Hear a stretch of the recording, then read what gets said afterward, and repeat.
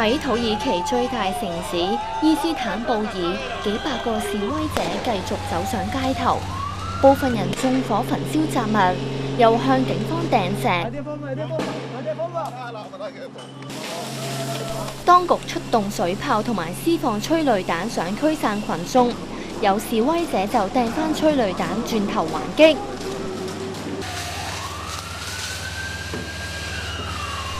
連市內3個唔同球會近千名示威者亦都聯合起嚟聲援示威者。土耳其嘅示威浪潮已經席捲全國70幾個城市，民眾由最初抗議政府將伊斯坦布爾一個公園改建商場嘅計劃，並發武力鎮壓，演變成大型反政府示威。示威者批評總理埃爾多安管治手段專橫，要求佢落台。總理埃爾多安喺星期六同伊斯坦布爾嘅高層官員會面嘅時候，表明持續1星期嘅反政府示威必須結束，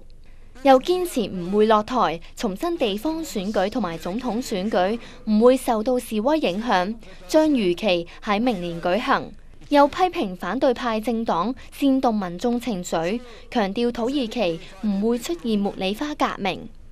香港寬頻電視記者陳明山報道。